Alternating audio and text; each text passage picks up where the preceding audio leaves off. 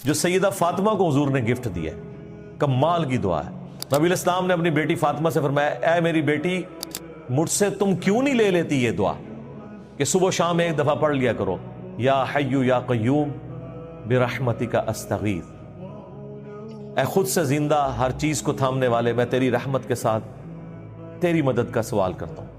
اصلح لی شأنی کلہ، میرے لیے میرے تمام کاموں کو سنوار دے، ولا تکلنی الی نفسی طرفۃ عین، اور ایک پلک جھپکنے کے برابر بھی مجھے میرے نفس کے سپرد نہ ہونے دینا ہے اللہ، تو ہی مجھے تھامنا۔